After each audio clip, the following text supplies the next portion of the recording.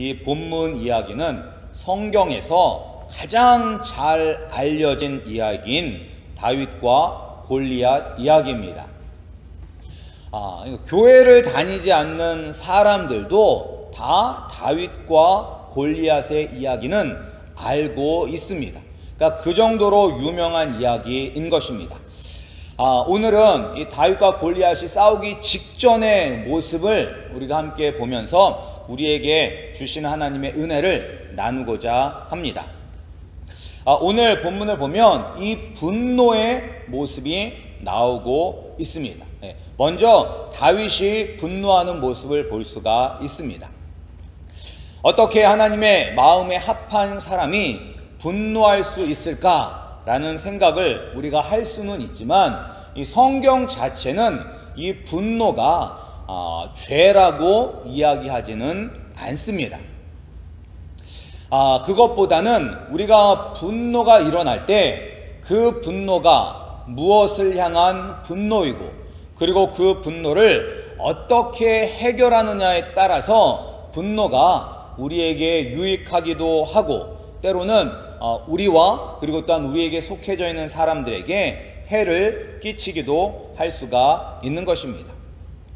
그래서 오늘 본문에서 다윗이 무엇 때문에 분노하고 있는지를 우리가 한번 먼저 함께 살펴보겠습니다. 우리 26절 말씀을 우리 함께 다시 한번 읽어보겠습니다. 우리 26절입니다. 우리 사무엘상 17장 26절 함께 읽겠습니다. 시작. 다윗이 곁에 섰는 사람들에게 말하여 가로되 이 블레셋 사람을 죽여 이스라엘의 치욕을 제하는 사람에게는 어떠한 대우를 하겠느냐? 이 할례 없는 블레셋 사람이 누구간데 사시는 하나님의 군대를 모욕하겠느냐? 아멘. 지금 이 다윗이 이 이야기를 하고 있었을 때는 언제냐면 이스라엘의 군대와 블레셋의 군대가 서로 전쟁 중에 대치하고 있는 가운데 일어난 이야기입니다. 우리가 그 앞에 17장 앞부분에서부터 보면 이 전쟁이 지금 40일 이상을 끌고 있습니다. 그리고 이 40일 동안에 이 블레셋 사람 골리앗이 아침 저녁으로 나와서 이스라엘 군대를 향해서 이런 모욕적인 말을 내뱉고 있었습니다. 그리고 다윗은 그 골리앗의 그 모욕적인 말을 듣고 분노하고 있었던 것입니다. 이 골리앗이 뭐라고 이스라엘 향해서 이야기를 했냐면 17장 8절에서 10절에 나와 있는데 뭐라고 나와 있냐면 이 골리앗이 서서 이스라엘 군대를 향하여 외쳐 가로되 너희가 어찌하여 나와서 항우를 버렸느냐? 나는 블레셋 사람이 아니며 너희는 사울의 신복이 아니냐? 너희는 한 사람을 택하여 내게로 내려 보내라. 그가 능히 싸워서 나를 죽이면 우리가 너희의 종이 되겠고 만일 내가 이기어 그를 죽이면 너희가 우리의 종이 되어 우리를 섬길 것이니라. 그 블레셋 사람이 또 가로되 내가 오늘날 이스라엘의 군대를 모욕하였으니 사람을 보내어 나로 더불어 싸우게 하라 라고 이렇게 나와서 소리를 지르고 있는 것입니다. 너희 중에서 한 사람을 보내라. 나와 싸우자. 내가 지면 우리가 너희의 종이 되고 너희가 지면 우리의 종이 되어라. 내가 이스라엘의 군대를 모욕하고 있으니까 수치를 느끼고 분노를 느낀다면 지금 나와 싸우자라고 이 아침 저녁으로 나와서 이스라엘 백성들을 이스라엘의 군대를 모욕하고 있는 것입니다. 그러니까 지금 다윗은 이제 그것을 본 거예요. 아버지의 명령을 쫓아서 형들이 어떻게 잘 지내고 있나 보려고 왔다가 지금 이 골리앗이 하나님의 군대인 이스라엘 군대를 향해서 이렇게 외치는 것을 듣고서 분노하고 있었습니다. 그런데 이 다윗의 분노는 자신의 개인적인 분노가 아니었었습니다. 근데 오늘날 우리 사회에서도 이제 분노 때문에 많은 사건과 사고가 생기기도 하는데 그 분노는 이런 개인적인 분노에서 일어나는 경우가 참 많습니다. 그런데 다윗은 지금 자신에게 어떤 억울한 일이 생겨서 분노하고 있는 것은 아닙니다. 이 골리앗이 직접적으로 하나님의 이름을 거론하고 있지는 않습니다. 이스라엘 군대를 모욕하고 있는 것입니다. 그런데 다윗은 그것을 어떻게 받아들였냐면 하나님의 군대를 모욕하고 있다고 여겼기 때문에 분노하고 있는 것입니다. 하나님의 군대, 블레셋은 하나님의 군대를 모욕한 것이 아니라 그냥 이스라엘의 군대를 모욕하고 있는데, 이 이스라엘은 어떤 민족이냐면 하나님의 백성이기 때문에 다윗은 그 말을 들었을 때 저 이방인 골리앗이 하나님의 군대를 지금 모욕하고 있구나 라고 느낀 것입니다. 근데 하나님의 군대는 무엇이냐면 결국은 하나님을 이야기하는 것입니다. 그러니까 이 소년 다윗의 귀에는 그 골리앗이 누구를 모욕하고 있는 것이냐면 하나님을 모욕하는 것으로 들렸기 때문에 그가 분노하고 있었던 것입니다. 우리가 이 땅에 발을 딛고 살면서 우리가 분노할 때가 있습니다. 언제 분노를 해야 되냐면 나 자신이 개인적으로 어려운 일이나 억울한 일을 당했었을 때 분노한 것이 아니라 우리 하나님 아버지의 이름이 모욕을 당했을 때, 우리를 위하여 십자가에 못 박혀 죽으신 예수 그리스도의 이름이 망령되이 일컬어질 때 우리도 다윗처럼 분노해야만 하는 것입니다. 오늘날 점점 더 기독교가 땅에 떨어져 가고 있는 그런 시대를 우리가 살아가고 있습니다. 우리가 그냥 인터넷 같은 것을 봐도 심심치 않게 등장하는 말들 중에서 하나가 이제 개독교라는 말이 많이 인터넷에 등장합니다. 그러면서 교회는 무조건 잘못됐다, 이 세상에 없어져야 될 것은 예수쟁이들이다, 이런 얘기가 많이 올라옵니다. 그리고 또한 오늘 세상이 돌아가는 것들을 보면 또한 하나님을 대적하는 쪽으로 세상이 많이 돌아가고 있는 것을 볼 수가 있습니다. 그리고 며칠 전에는 신문에서 어떤 기사가 났냐면 이탈리아도, 이 유럽연합에서 이탈리아도 마지막으로 동성 결혼을 인정하였다라고 그런 기사가 났습니다. 그러니까 미국도 이제 동성 결혼이 합법화가 되었지만, 유럽은 그 전부터 되었지만 유럽의 최후의 보루가 이탈리아였었습니다. 왜냐하면 이탈리아는 뭐가 있냐면 우리가 잘 아는 것처럼 바티칸이 있잖아, 교황청이 있잖아. 그래서 이 보수적인 사람들이 끝까지 동성 연애를 막았습니다. 그러나 거기도 결국은 이 동성 연애의 합법화를 막지는 못했습니다. 이런 세계적인 흐름을 볼 때 우리가 하나님의 이름이 망령되이 일컬어지고 우리가 믿는 예수 그리스도의 이름이 세상 사람들에게 욕을 먹는 그러한 일들이 우리 주위에 빈번하게 발생하고 있습니다. 그때 우리가 믿는 자라면 우리 마음속에 다윗과 같은 이러한 거룩한 분노가 우리에게 있어야만 하는 것입니다. 그러한 이야기를 들을 때 침묵하고 있는 것이 아니라 우리도 그러한 거룩한 분노가 우리 가운데 있어야만 하는 것입니다. 우리 아름다운 교회와 우리 아름다운 교회 성도님들은 그렇게 정말로 하나님의 이름이 모욕을 당할 때 정말로 다윗처럼 분노할 줄 아는 그러한 우리 성도님들이 되기를 주님의 이름으로 축원합니다. 그런데 이제 다윗은 이렇게 분노하고 있잖아요. 그런데 우리가 바로 이상한 장면을 보게 됩니다. 그 이상한 장면은 어디냐면 28절입니다. 28절. 우리가 28절 말씀을 우리가 한번 볼까요? 우리 28절 말씀 함께 읽겠습니다. 장형 엘리압이 다윗의 사람들에게 하는 말을 들은지라 그가 다윗에게 노를 바라여 가로되 내가 어찌하여 이리로 내려왔느냐? 들에 있는 몇 양을 네게 맡겼느냐? 나는 내 교만과 내 마음의 완악함을 아노니 내가 전쟁을 구경하러 왔도다. 이게 누가 하는 말이냐면 다윗의 큰형인, 제일 큰형인 엘리압이 다윗에게 하는 말인 것입니다. 다윗은 이방인, 할례받지 못한 이방인 그 골리앗이 하나님의 군대를 모욕하는 것 때문에 분노가 일어났는데, 지금 큰 형 엘리압은 정말 그런 분노를 하고 있는 다윗에게 분노하고 있습니다. 왜 큰 형은 어린 막내 동생 다윗에게 화를 내고 있는 것일까요? 그것도 이제 가장 어린 막내 동생인데 왜 동생을 아주 교만하고 마음이 악한 사람으로 매도하면서 화를 내고 있는 것일까요? 큰형 엘리압이 이렇게 다윗에게 화를 내는 것은 그가 가지고 있는 열등감과 부끄러움의 표현인 것입니다. 큰형 마음에 열등감이 있고 또 부끄러움이 있기 때문에 이렇게 화를 내는 거예요.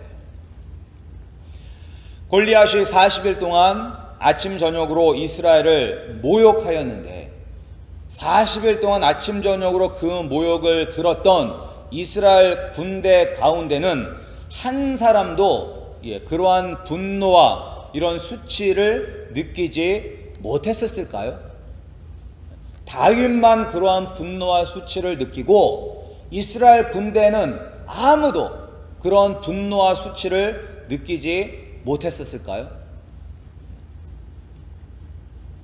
그들도 다윗과 똑같이 분노하였을 것입니다. 골리앗이 그렇게 이야기할 때 수치를 느꼈을 것입니다. 모욕을 당했기 때문에 어떻게 해서든지 그거를 갚고자 하는 마음이 있었을 것입니다. 그러나 그들은 그 분노를 가지고 나가서 싸울 수가 없었습니다. 분노만 했고 속으로만 삼키었지 나가서 싸울 수가 없었어요. 왜 나가서 싸우지 못했나요? 왜냐하면 골리앗은 달라도 너무나 달랐기 때문입니다. 골리앗은. 우리가 이제 골리앗이 거인이라는 것을 잘 알고 있지만 우리가 골리앗이 도대체 어떤 그런 사람인지 한번 보자면 사무엘상 17장 4절에서부터 7절까지 이제 골리앗에 대해서 묘사를 했어요. 근데 거기에 보면 이제 먼저 키를 묘사하고 있습니다.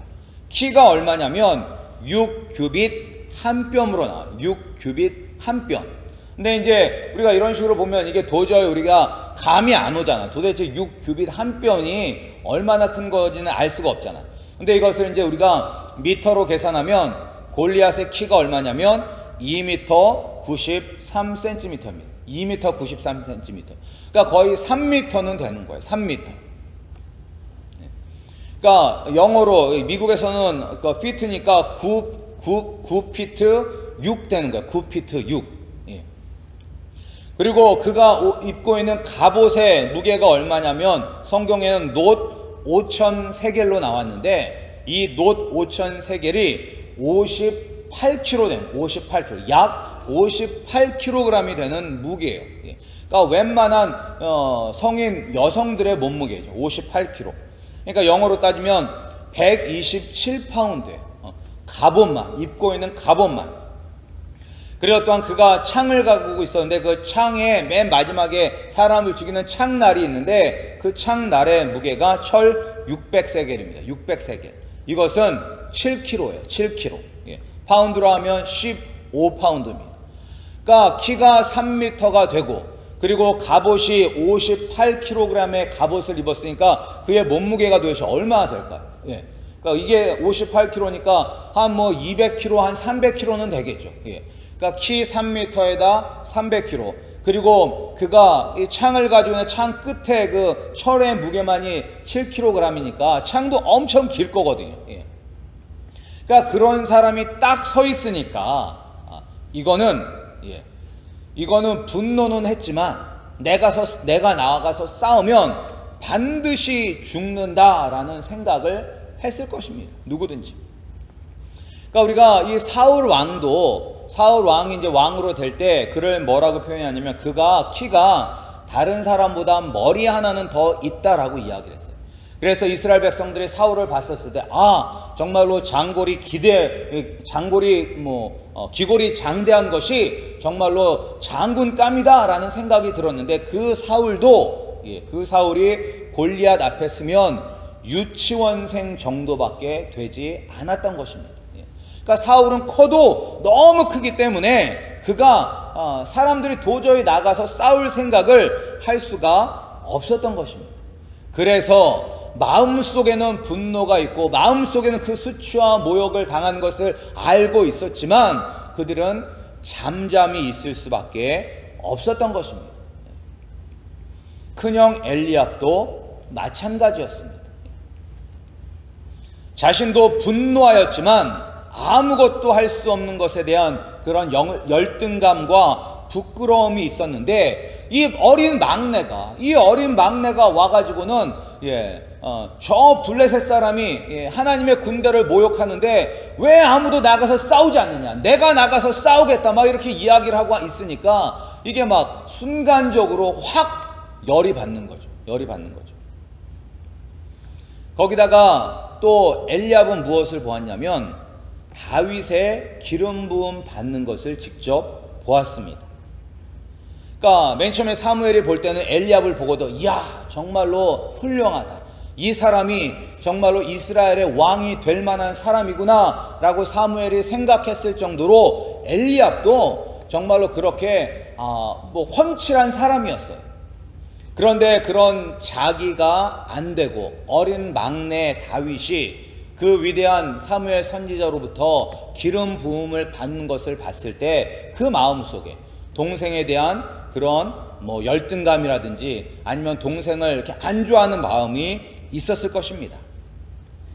자기가 볼 때는 저 다윗 저 조그마한 별것도 아닌데 나랑 비교했을 때 내가 볼 때는 내가 훨씬 더 잘났는데 왜 사무엘 선지자는 저 어린 다윗에게 기름을 부었을까? 그런 마음이 있었을 것입니다. 그래서 저놈 그냥 잘난 척하고 있네 라는 생각이 들어서 그렇게 화를 내게 된 것입니다. 근데 우리도 사회생활에서도 마찬가지고 신앙생활을 할 때도 우리도 이런 엘리압과 같은 경우가 많이 있습니다. 우리가 분노하지만 잘못된 것이란 것을 알지만 그래서 분노하고 저걸 고쳐야 된다는 것을 알지만 아무것도 할 수 없는 나의 무능함이 너무나 부끄러워서 오히려 담대하게 그 불의에 대해서 싸우는 사람들을 보면 그 사람을 격려하고 칭찬해야 되는데 격려하고 칭찬하지는 못하고 오히려 그 사람에게 분노하고 그 사람을 비난하는 그러한 모습들이 우리 가운데 있습니다. 그런 모습이 어쩌면 연약한 인간의 모습일 것입니다. 불의에 대해서 어쩌지 못하는, 우리가 밖에 나가서도 마찬가지잖아요. 밖에 나가서도 사람들이 하나님을 욕하고 교회를 욕할 때 담대히 나가서 싸우는 게 아니라 분노를 느끼면서 그렇지 않다라고 이야기하보다는 그냥 가만히 있으면서 어떤 사람이 그건 아니다 라고 따지고 나가면 저 인간은 뭐 잘났다고 혼자서 잘난 척하고 있네 라고 그런 식으로 그 사람을 오히려 비난하는 그러한 모습들이 우리 가운데 있는 것입니다. 그러니까 왜 그러느냐? 결국은 열등감 때문에 열등감 때문에 나는 하지 못하는데 저 사람은 하기 때문에 그런 열등감의 표출이 되는 것입니다. 그런데 어떻게 다윗은 이렇게 분노하고 그리고 분노하는 것에 그치는 것이 아니라 자기가 나가서 싸우겠다고 할 수가 있었어요. 다른 모든 사람들도 분노하였지만 꾹 참았어요. 불의를 꾹 참았어요. 그런데 다윗은 참는 것이 아니라 내가 나가서 싸우겠다고 이야기하고 있어요. 사울 왕 앞에 섰을 때도 왕이시여, 오히려 사울 왕이 낙담하고 있으니까 사울 왕의 앞에가 나가서 왕이시여, 저 골리앗 때문에 낙담하지 마옵소서. 내가 가서 저 블레셋 사람과 싸우겠습니다 라고 그렇게 담대히 이야기를 하였습니다. 그러니까 이 모습을 우리가 다윗과 골리앗의 결말을 알기 때문에 우리가 이제 그런 생각은 들지 않지만 우리가 이 결말을 알지 못한다고 생각을 하고 여기까지 보면 다윗은 어떤 사람으로 보이냐면 세상 물정을 모르는 정말로 미련한 사람처럼 보일 수가 있습니다. 미련한 사람. 그러니까 다윗은 이 죽고 죽이는 전쟁을 마치 동네 친구들과 하는 칼싸움 정도로 알고 있는 것은 아닐까 하는 그런 생각이 들기도 합니다. 그리고 세상에 보면 그런 일들이 많이 있어요. 세상 물정 모르는 사람들. 그러니까 예전에 한국의 그 TV 프로그램 중에서도 뭐 주먹이 운다라는 그런 프로가 있었어요. 그래서 뭐 동네에서 주먹개나 쓴다는 사람들을 다 모아서 이제 그런 사람들에게 격투기 시합을 하는 건데, 그 사람들이 와서 누구랑 이제 대련을 하냐면 진짜 프로 격투기 선수들이랑 이렇게 대련을 해서 거기서 이제 몇 분 이상을 버티면 이제 예선을 통과하는 거예요. 그래서 나올 때는 내가 우리 동네에서는 뭐 짱이다, 내가 뭐 잘한다 라고 나왔다가 진짜 프로 선수들과는 주먹 한번 뻗어보지 못하고 이렇게 맞고 뻗는 사람들이 많아요. 그런데 이제 나올 때는 내가 다 이길 수 있다 라고 하면서 나와요. 어떻게 보면 꼭 다윗도 그런 사람처럼 보이거든요. 우리가 볼 때는 정말로 철 모르는 아이가 저까지껏 내가 나와서 싸워서 이겨주지 라고 하면서 나오는 그런 사람처럼 보이는데, 다윗은 철이 없어서 그렇게 이야기를 하며 담대히 나왔던 것이 아니라는 것입니다. 다윗이 현실 감각이 없고 세상 물정을 모르는 그런 미련한 아이이기 때문에 이렇게 말하는 것이 아니라, 골리앗이 달라도 너무 달랐던 것처럼 다윗도 남들과 달라도 너무나 달랐기 때문에 이렇게 말할 수가 있었던 것입니다. 오늘 이 본문 말씀을 보면 사람들의 관점, 사울 왕을 비롯하여 모든 사람들의 관점은 내가 가지고 있는 재능과 역량으로 과연 이것을 할 수 있느냐라는 관점으로 문제를 봅니다. 그러니까 골리앗과의 싸움도 과연 나의 능력으로 골리앗과 싸워 이길 수 있을까라고 생각을 하기 때문에, 그렇다면 불가능하다라고 생각이 들어서 가만히 침묵하고 있는 것입니다. 과거에 하나님으로부터 기름 부음을 받은 사울도 똑같은 인간적인 관점으로 생각해서 다윗에게 이야기하고 있습니다. 너는 이길 수 없다. 너는 어리다. 그러나 저 골리앗은 어렸을 때부터 용사였다. 그렇기 때문에 너는 싸우면 안 된다라고 단정을 짓습니다. 우리가 많은 경우에 다윗처럼 불의를 보면서 분노하면서도 아무것도 못하는 것은 우리가 인간적으로 그 문제를 해결하려고 생각하기 때문인 것입니다. 현실적으로 이것은 불가능해요. 아무리 우리가 생각해봐도 이건 이성적으로는 도저히 감당할 수가 없어 라고 생각하기 때문에 우리가 침묵하는 것입니다. 그러나 다윗은 인간적인 관점으로 문제를 바라보는 것이 아니라 하나님을 보았습니다. 문제를 본 것이 아니라 하나님을 보았습니다. 하나님이 하시면 가능하다고 보았습니다. 그리고 다윗은 또한 현실 속에서 살아계신 하나님의 능력을 경험하였습니다. 들에서 양을 칠 때 사자와 곰이 양을 잡아가면 쫓아가서 사자와 곰과 싸워 양을 찾은 경험이 있었던 것입니다. 그런데 다윗은 그 경험을 운이 좋다, 내가 잘 싸웠다 라고 생각하는 것이 아니라 살아계신 하나님께서 나와 함께하였기 때문에 내가 이 사자와 곰의 발톱에서 승리할 수 있었다 라고 그는 느꼈던 것입니다. 그러니까 매 순간순간마다 하나님을 경험할 수가 있었던 것입니다. 그런데 우리 성도님들도 우리 삶 속에서 하나님은 여전히 살아계시고 지금도 살아계시고 우리와 함께 하십니다. 우리가 별거 아니라고 생각하고 넘어가는 것들도 그것이 다 하나님의 은혜로 이루어진 것입니다. 우리도 다윗처럼 매 순간마다 살아계셔서 나와 함께 하시고 나를 위하여 일하시는 하나님의 은혜를 깨닫는다면 우리도 다윗처럼 분노하고 하나님의 영광을 위해서 싸울 수가 있는 것입니다. 그리고 또 다윗은 어떤 생각을 했냐면, 하나님이 사자와 곰의 발톱에서 건져주셨다면 이 골리앗과의 싸움에서도 건져주실 것이다 라는 그러한 믿음이 있었습니다. 근데 이제 이것을 조금 바꿔서, 만약 이스라엘 군대에게 사자와 곰을 가져다 놓고 사자와 곰과 싸울 사람이 있느냐라고 물어본다면 아마 여러 사람이 나왔을 것입니다. 왜냐면 방패 들고 창 들고 곰과 사자와 싸운다면 아무래도 이길 것 같은 가능성이 더 있습니다. 그리고 성경에도 보면 그런 인물들 많이 나오고, 오늘날에도 아프리카의 마사이 부족 이런 데는 사자 사냥을 하지 않습니까? 그러니까 사자와 곰과 싸운다면 내가 싸우겠습니다 라고 하면서 나오는 사람이 있었을 거예요. 그런데 왜 사자와 곰과의 싸움에는 나설 수 있으면서 이 골리앗과의 싸움에서는 나서지 못하는 것일까요? 그것은 바로 믿음이 없기 때문인 것입니다. 믿음이 없기 때문이에요.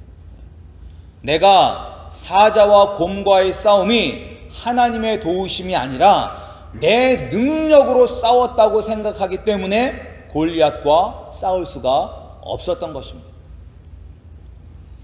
만약에 그가 하나님의 은혜로 사자와 곰과 싸워서 이겼다면 골리앗과도 싸울 수가 있었을 것입니다. 우리 삶 속에서 하나님의 은혜를 경험하였다면, 그리고 하나님의 은혜로 어떤 어려움에서 하나님의 은혜를 경험하셨다면 왜 지금 내가 겪는 어려움 속에서도 하나님께서 건져주실 것이라는 믿음이 없는 것입니까? 우리는 다 그런 경험 있잖아요. 과거에, 우리가 과거 이야기하면 할 것들 많잖아요. 과거에 내가 이렇게 힘들고 어려웠을 때 하나님께서 나를 구원하여 주셨다, 건져 주셨다, 그런 간증이 있잖아. 근데 그때 그 어려움에서 건져 주셨다면 왜 지금 내가 겪는 어려움에서 하나님이 건져 주시 못할 거라고 생각을 하는 것입니까? 그것은 바로 우리가 믿음이 없기 때문인 것입니다. 과거에 나를 건져 주셨다면 지금 이 순간에도 나를 건져 주실 것이고, 앞으로도 하나님께서 나를 건져 주실 것입니다. 그 믿음이 다윗에게는 있었던 것입니다. 오늘 말씀을 보면서 우리가 가져야 될 것은, 다윗의 분노는 하나님의 이름이 모욕을 당하였기 때문에 일어난 분노라는 것을 우리가 명심하시고, 우리도 우리가 믿는 하나님이, 우리가 믿는 예수님이 믿지 않는 사람들로부터, 아니면 이 악한 사람으로부터 그 이름이 업신여김을 당할 때는 우리도 분노해야만 하는 것입니다. 다윗처럼 분노하고 싸워야만 하는 것입니다. 그리고 그 싸움은 어떤 싸움이냐면 영적인 싸움, 믿음의 싸움인 것입니다. 그리고 그 싸움은 누구만 싸울 수가 있냐면 하나님의 은혜를 경험한 사람만이 싸울 수가 있는 것입니다. 우리 아름다운 교회 성도님들도 매 순간마다 우리에게 은혜를 베풀어 주시는 하나님의 은혜를 경험하셔서, 과거에 나에게 베풀어 주신 그 은혜 하나님께서 지금 이 순간에도 나를 이 문제에서, 이 어려움 가운데서 건져 주실 것이라는 믿음으로 담대히 싸움으로 말미암아 승리하시기를 주님의 이름으로 축원합니다.